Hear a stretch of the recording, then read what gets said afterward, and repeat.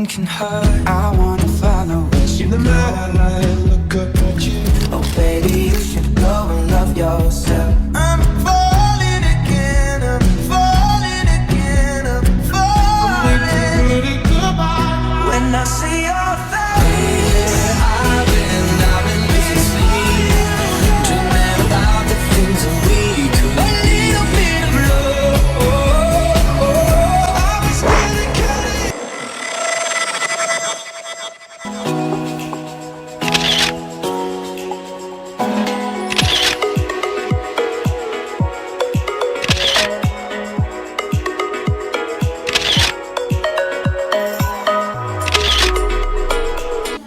Assalamualaikum warahmatullahi wabarakatuh.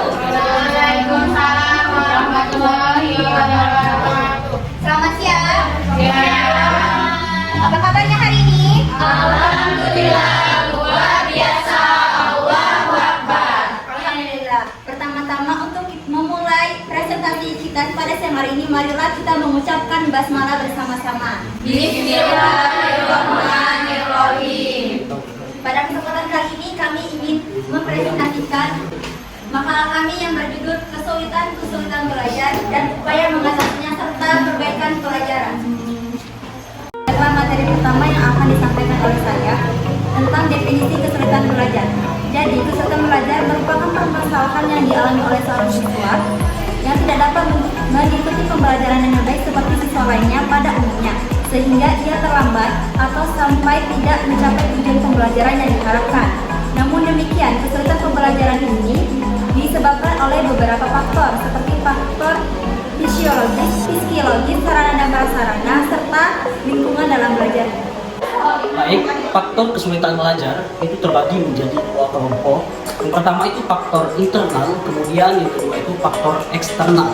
Nah, di bagian pertama ini internal itu pun menurut pakarnya itu pun terbagi menjadi dua. Yang pertama faktor fisiologis dan psikologis, yaitu psikis dan fisik. Nah, fisik ini bisa berupa disabilitas ataupun keadaan yang sedang tidak sehat, sedang tidak penuh maksimal semangatnya dan lain sebagainya mengenai fisiknya. Kemudian di psikis itu bisa berupa kurangnya motivasi dan lain sebagainya yang berkaitan dengan psikis dengan kejiwaannya.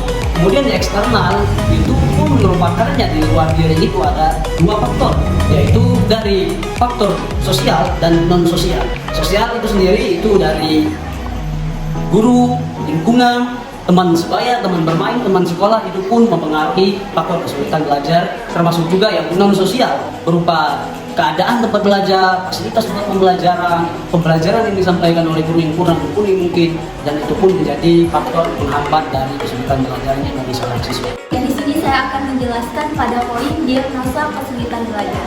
Menurut Sugi Hartono dan kawan-kawan, diagnosa kesulitan belajar ini merupakan suatu upaya atau proses yang dilakukan oleh seorang guru untuk mengetahui masalah atau ketidakmampuan siswa dalam belajar dengan cara mencari latar belakang penyebab, hambatan-hambatan atau gejala yang nampak.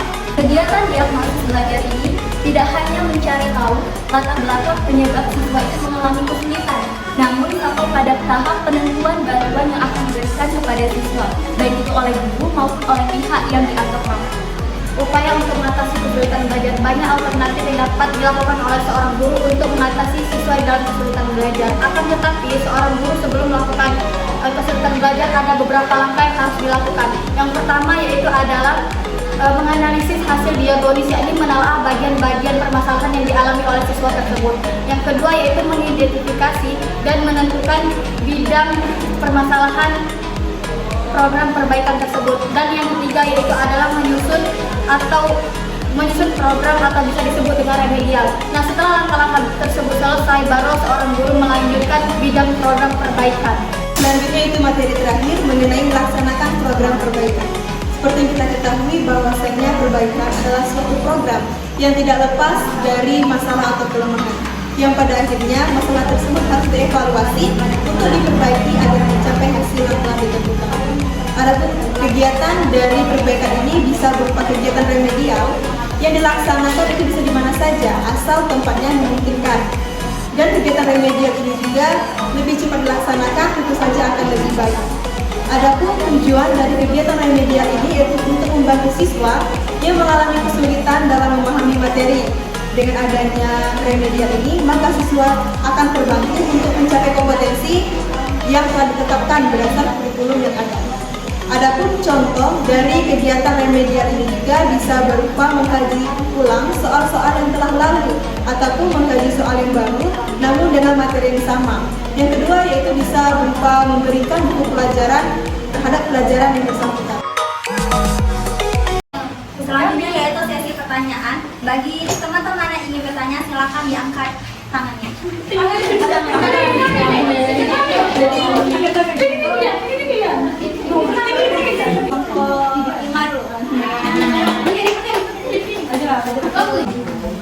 Assalamualaikum warahmatullahi wabarakatuh. Waalaikumsalam warahmatullahi wabarakatuh. Perkenalkan, nama saya Rupiani, saya kelompok 5.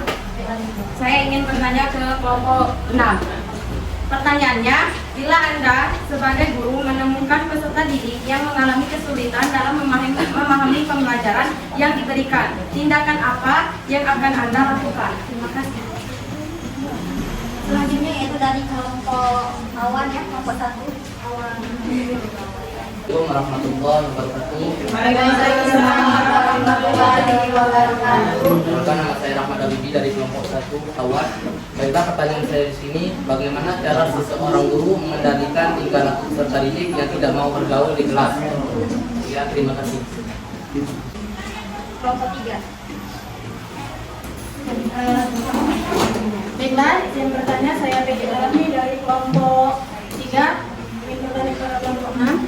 Bagaimana langkah kita sebagai seorang guru nantinya melakukan program perbaikan kepada siswa? Baiklah, terima kasih. Terima kasih atas pertanyaan yang teman-teman berikan. Untuk sesi ini kami hanya memberikan pertanyaan tiga saja. Selebihnya nanti sesi 2 jika ada waktu. Waktunya masih ada, boleh sesi 2. Kalau tidak ada, maka hanya sesi 1 saja. Sebelum kita menjawab pertanyaan dari teman-teman sekalian, boleh dong tadi yang lainnya ya ditunjukkan.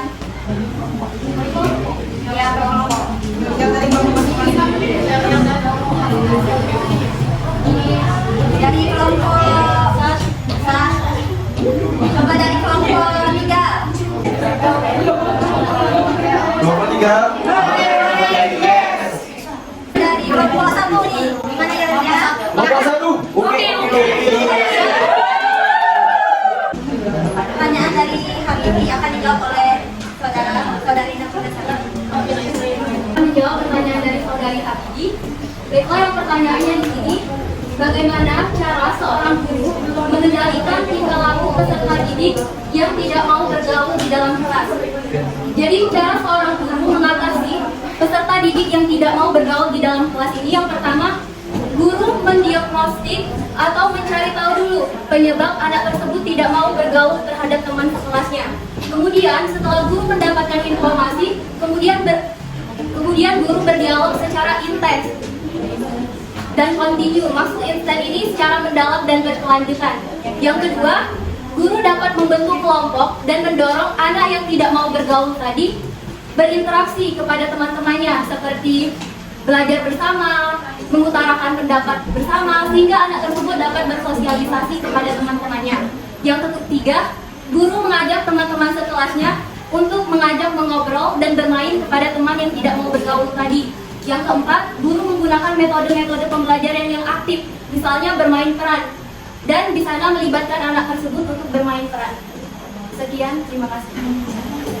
Baik teman-teman, itu pertanyaan dari saudara Habibi yang dijawab oleh saudara Nafil. Bagi teman-teman yang ingin menambahkan atau kurang jelas, boleh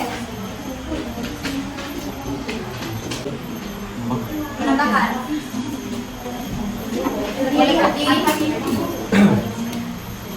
Baik, pertanyaan dari saudara Habibi tadi, bagaimana cara seorang guru mengendalikan tingkah laku serta didik yang tidak mau bergaul? Pertama yaitu mencarikan teman yang aktif untuk siswa bergaul tersebut. Di kelas para guru-guru sering mengatur di tempat duduk anak. Jadi pertama tadi dengan mengatur tempat duduknya itu dengan anak yang sama-sama yang mau bergaul. Yang kedua yaitu sering-sering mengajak anak yang susah bergaul tersebut, yaitu ajak ngobrol santai. Yang ketiga yaitu selalu memberi motivasi, dikasih semangat dan lain sebagainya. Yang keempat yaitu memberikan hadiah. Jadi ketika seorang guru tersebut memerintahkan sesuatu kepada anak tersebut, itu guru tersebut mengasih hadiah atau lain sebagainya. Ya. Jawaban dari teman-teman yang telah disampaikan pada saudara Habibie bagaimana? Jawabannya udah jelas? Sudah jelas. Pertanyaan dari saudari Juliani yang akan dijawab oleh saudari Nyayu. Pada Nyayu, silakan. Oke, di sini saya akan menjawab pertanyaan dari saudari Juliani. Yang pertanyaan tadi, bila Anda sebagai seorang guru menemukan peserta didik yang mengalami kesulitan dalam memahami pembelajaran yang diberikan, tindakan apa yang dilakukan? Oke, seperti yang kita ketahui bahwasannya peserta didik yang mengalami kesulitan atau hambatan dalam memahami materi pembelajaran yang disampaikan oleh guru itu biasanya dipengaruhi oleh dua faktor, bisa jadi dari faktor internal ataupun faktor eksternal. Di mana faktor internal ini adalah faktor yang terdapat dalam kondisi diri siswa tersebut, bisa dari kesehatan, penglihatan juga pendengaran. Bisa jadi dari faktor psikologis atau kurangnya minat terhadap mata pelajaran tersebut sehingga membuat siswa mengalami kesulitan dalam memahami materi yang disampaikan oleh guru. Jika dilihat dari faktor eksternal, bisa juga dari sarana dan prasarana yang kurang memadai, dari faktor lingkungan seperti lingkungan teman sebaya, lingkungan keluarga, masyarakat, dan juga lingkungan di sekitar. Lalu, tindakan apa yang dilakukan guru jika menemukan siswanya yang mengalami kesulitan dalam memahami materi yang disampaikan oleh guru? Pertama, guru harus mengkoreksi dengan melihat di mana letak kesulitan yang dialami siswanya tersebut. Bisa jadi faktor terhambatnya siswa dalam memahami materi yang disampaikan oleh guru itu datangnya dari guru sendiri, seperti cara guru mengajar yang kurang aktif atau membosankan, dan juga materi dan bahasa yang disampaikan itu terlalu tinggi. Itu juga bisa menyebabkan siswa sulit untuk memahami materi yang disampaikan bagi seorang guru. Maka perlunya juga bagi seorang guru untuk mengevaluasi di mana letak kesalahan atau kesulitan yang dialami siswanya tersebut. Yang kedua itu memahami karakteristik siswa. Dengan begitu, guru dapat memahami kelebihan serta kekurangan yang dimiliki oleh siswanya tersebut. Setelah hal tersebut dilaksanakan, baru guru bisa mengambil tindakan yang harus dilaksanakan.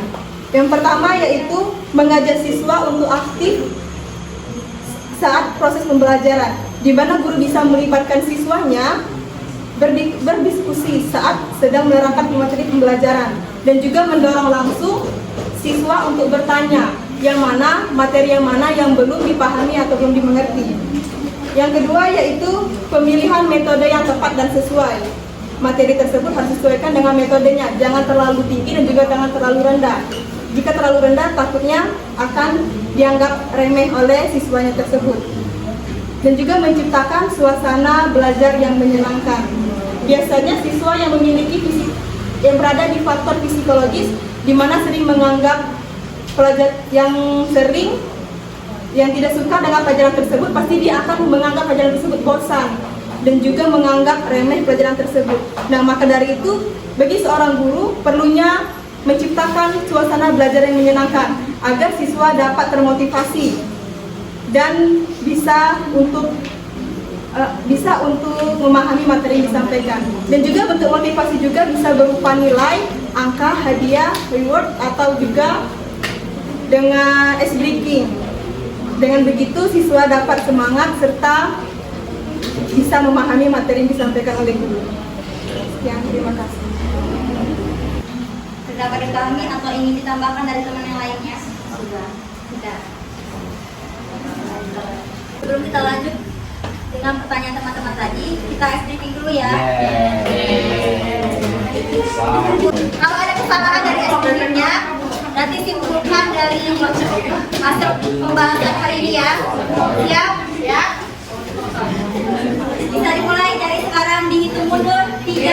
Ya, Iwan. Ya, jadi ini yang satu kali, ini yang satu kali. Kan satu, Iwan. Ini.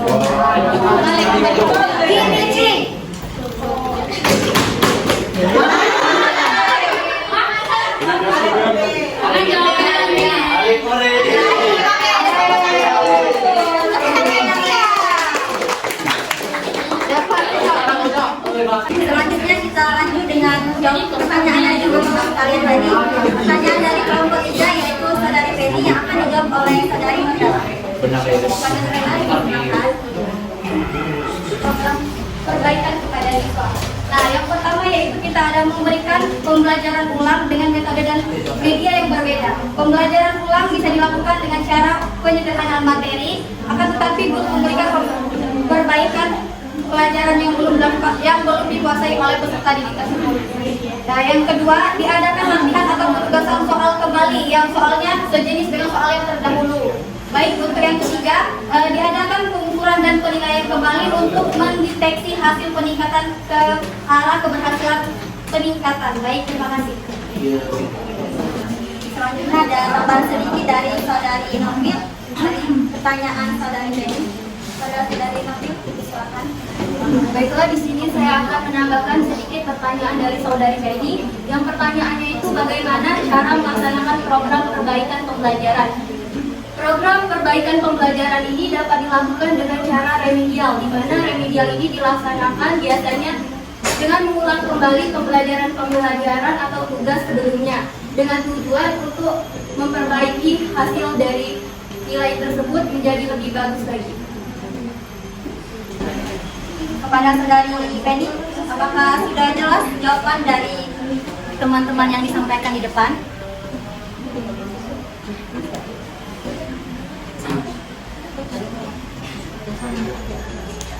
Kita lanjut dengan sesi kedua. Pertanyaannya dua saja ya. Tadi dua kelompok yang belum bertanya. Kelompok 2. Saya mewakili dari kelompok 2 di sini bertanya kepada kelompok 6. Di mana latihan kan pada poin B itu adalah faktor penyebab kesulitan belajar. Nah, di poin yang satu itu faktor internal.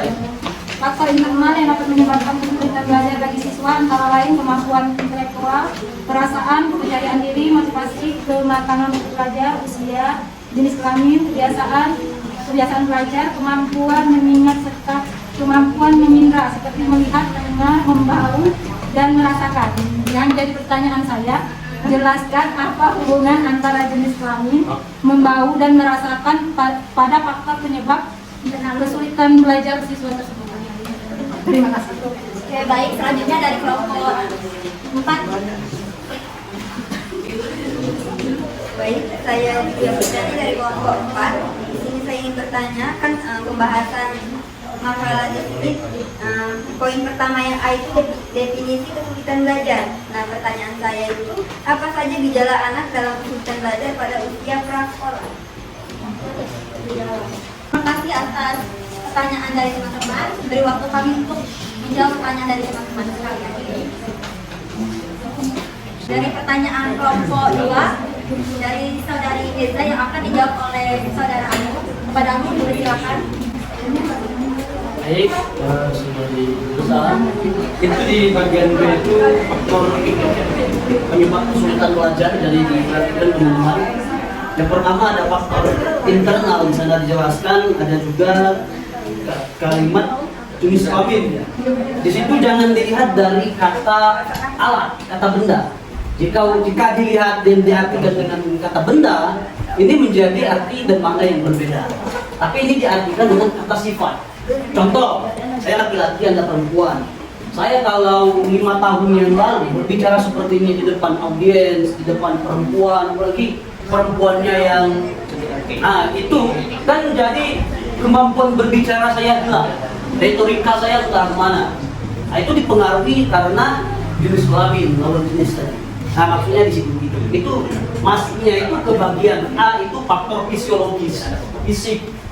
Bisa juga faktor psikolog, yaitu kejiwaannya, ketidakpercayaan dirinya terhadap lawan jenis. Gitu. Terima kasih. Wassalamualaikum.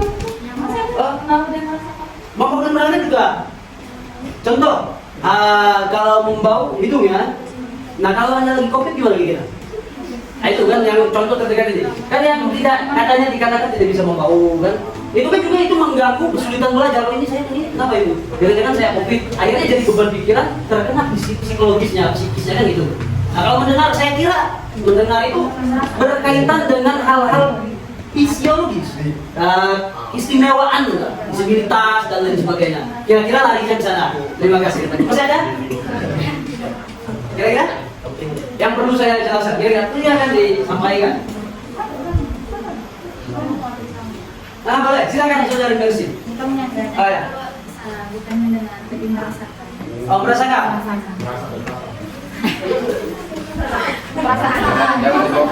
Perasaan dan kepercayaan diri ya, di situ kalimatnya begitu ya. Perasaan kan? Merasakan. Yang Merasakan sesuatu. Mengingat, mendengarkan, dan merasakan. Ya itu juga balik ke psikis, itu tentang rasa. Saya susah menjelaskannya tentang merasakan ini. Saya kira itu tentang perasaan, itu bagaimana cara kita merasakan sekitar, tentang psikisnya, tentang kejiwaannya itu larinya ke sana. Ya. Psik atau fisik? Psikis Pak. Psikis apa? Kejiwaan. Kejiwaan. Ya. Kalau fisik? Kalau fisiologi lari ke fisik Pak. Merasakan itu termasuk kemana? Merasakan, alat merasakan balik ke fisiologis, dalam sifatnya itu balik ke psikologis. Yang bisa merasakan itu fisik atau jiwa? Jiwa dan fisik Siapa yang menjawab jiwa? Yang bisa merasakan itu jiwa atau fisik? Mas, siapa yang jawab jiwa?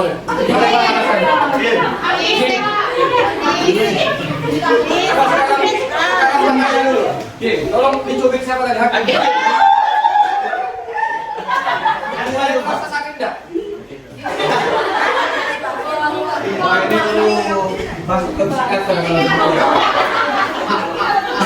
berkaitan dengan kejiwaan. Jadi rohani kalian, namanya jiwa juga, apakah bisa merasakan? Mungkin. Dan kecuali kalau di bawah alam sadar kalian gitu. Oh ternyata saya mimpi pukul tadi.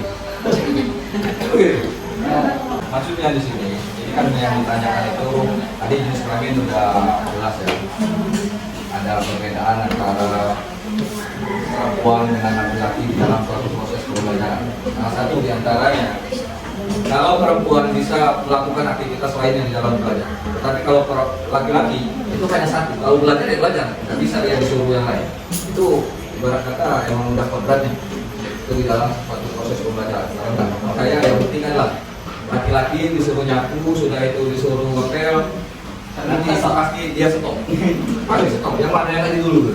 Kalau perempuan bisa masak, bisa cuci, bisa ini semuanya bisa dilakukan dalam aktivitas yang sama. Yang selanjutnya tentang membau dan merasakan. Di dalam suatu proses pembelajaran seperti di kelas ini, kalau kalian mencium bau rendang, nah, itu akan mengganggu proses pembelajaran. Atau sebaliknya, ada teman kalian yang membuang angin, kalau saya sudah itu di dalam bahasa penyebab kesulitan belajar. Maksudnya di sini akan memperhambat di dalam suatu proses belajar. Yang selanjutnya merasakan. Coba matikan kipas, bagaimana rasa kalian mau pelajaran, terganggu atau enggak? Itu maksudnya. Ada jelas di sini. Kalau sudah silakan dilanjutkan. Kalau dari Mirza, bagaimana bisa dipahami dari saudara? Ya.